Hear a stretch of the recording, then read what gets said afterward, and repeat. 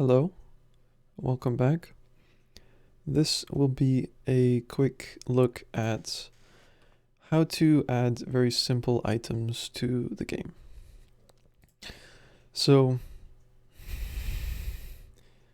the kind of basis for this idea it's just coming from let me see, where is it? This is a file I found in the actual game file. So if you go to your Steam installation of the game, there's a folder called data, and you can kind of browse through that and have a look. I think the directory for this one, let me just have a quick look.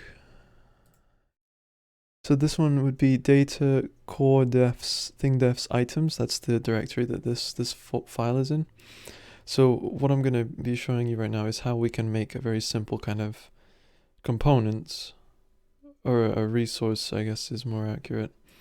It's basically just modeled in the same way as this, like the component that you have in the game as it is. So this is actually very, very simple to do. The very first thing we need is to create the directory that we're going to put this file in. Now, one thing to keep in mind is you don't necessarily need to directly follow the directory structure that the base game uses, but it is recommended to follow convention. So what we're going to do is, if you can see on the right side, I'm looking at the Solution Explorer. I'm going to expand the defs folder, but there are no subfolders in it. I'm going to create a new folder. I'm going to call it thing defs items, just because that's what the base game uses for this kind of thing. And then inside of this directory, I'm going to add a new item, and then I'll select from this list an XML file, open. And I'm going to call this the same thing as the base game also calls the file, items resource manufactured. Okay. So the next thing we can do, the next thing we can do is basically just copy what they've done in this, right? So inside of any def file, you first need to have the defs tag, because that's kind of the container of any defs you make. So right, like inside of in this file, right, we have that opening defs bracket, and then inside we have all of these different thing defs. So what I'll do, I'll just copy this and then we can modify it. So this thing def that we've got, the parent is resource base. So basically that just means we're inheriting things from this. We're inheriting properties from this resource base, which is built into the game by default. It's just kind of like an abstract definition.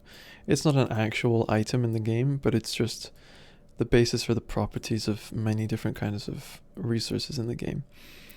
So yeah, so there's like standard sounds, standard interactions, just default properties really. So that just specifies where we get the defaults from.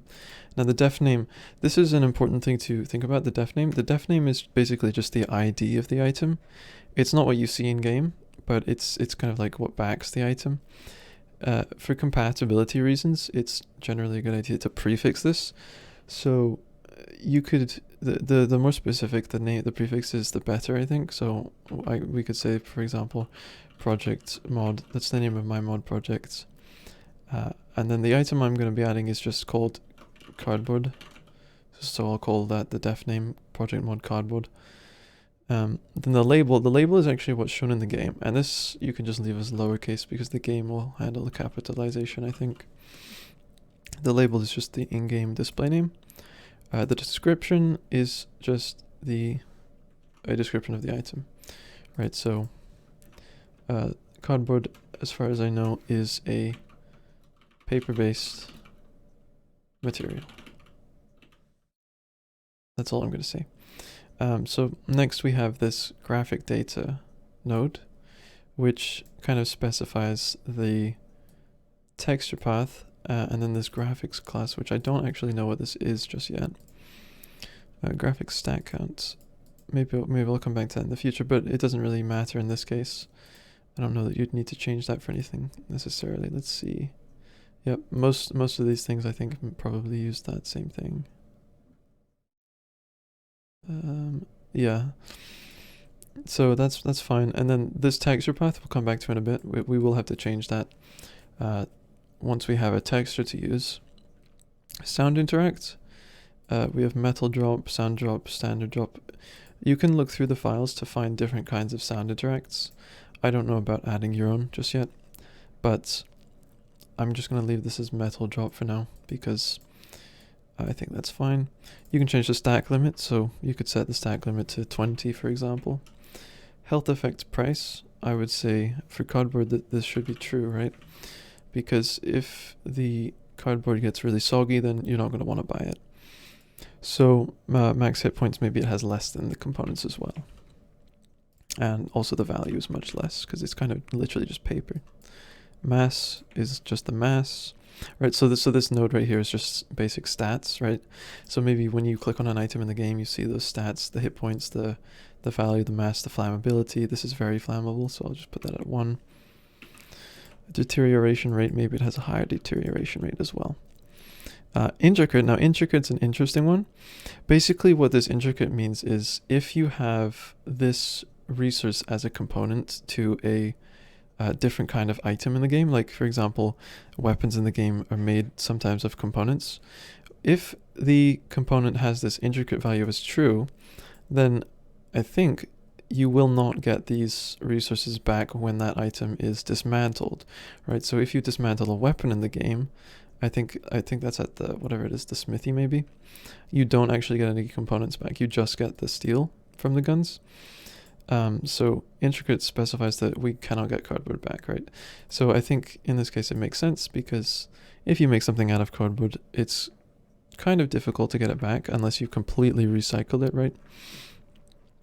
Anyway, next thing we have is the thing categories, which I'll just leave because this is still a manufactured thing. I wonder if you could define your own categories, but that's a different thing. Allowed Arco Nexus count, don't know what this is. I'm going to remove it because I don't think... well, I have a feeling it's related to whether or not this thing can show up at the Arco Nexus. I don't know what the Arco Nexus is because I have not experienced that, but I don't think we need this to show up in that. Okay, so that's basically everything except for the texture path done. Right, so this item will now show up in the game if I run the game now, and the only thing that won't show up is the texture, right? Because we haven't actually right now. If I open the game, we would see a texture, but it would be the exact same as the basic component. So in order to actually add a texture for this, I actually have pre-made a texture. What I'll do is I'll have this code on a GitHub that you can access, so you can download the image or make your own. You can just so actually on the topic of the resource textures that this game uses, you're going to want a 128 by 128 pixel PNG file. I think that's what works best. So actually again, I'm going to kind of copy the structure of this texture path for the component, and inside of our Solution Explorer, I'm going to create a new file inside of our textures directory, add new folder. I'm going to call this things. Inside of that one, I'm going to add folder called item. Inside of that one, I'm going to add a new folder called resource. I'm going to add a new folder called cardboard. Make sure you spell everything right. Now, of course, you can just kind of throw everything into the textures folder if you want. I honestly think this is a kind of ridiculous amount of nesting, but I think for the base game it makes sense, right? Because they have quite a lot of different things. But in your case, maybe you're only adding a couple things. Just dump them in the textures file and make sure the path is correct. All right, so if you do that, it may be a bit... I don't know exactly how this works, but generally, if the way I have it right now, I could just do it like this, just make this change in the actual XML. If I spell it right. And that should do it. That should be fine, as long as I add the texture in. So let me just one moment grab that texture really quick. Okay, so I've just placed the image in our directory. You can see it right here on the right, carboad.png. Will it let me preview this in the... Well, anyway, I'm gonna just launch the game and see if what I've done is correct, and I'll see you in a second. Okay, I am now in the game, so let's hope that I haven't made any mistakes. So I'm gonna place the item right there. There we go, right? So now you can see right here in the game is my item. It's got the name I gave it. I did spell the name incorrectly, carboad. That's funny. That's actually a really bad misspelling, but that's okay. But as you can see, look, if we click on the information, there's the description as I wrote it. There's the hit points, the value, mass, everything else. I don't know. Maybe you can change this with an attribute, probably. I left that one out though, I guess. But everything else is the same as what I put in the XML. So let me actually just fix that spelling mistake. Wow, that's a terrible, wow, that's so bad. Okay. But yeah, that's basically all you need to do. So anyway, that's really all you have to do, right? It's just creating this this single XML definition, and then as long as it's in the right place, right? As long as it's in your common directory, I think it'll just be loaded automatically. And the great thing is you can just make as many of these as you want. As long like you'd want to give them different def names, right? But you could make a million different items that were exactly the same, but you could also change them, right? You can do as many items as you want in the same file. You could actually do, I think, every single different thing you wanted to in one single XML file, even if it's not just items. But I think that's a bad practice, generally. But anyway, I think next time I might have a look at creating a bill in an existing workbench or whatever it is to create this item. But that's, again, it's going to be a pretty simple process, I think. So I will see you then, and goodbye for now.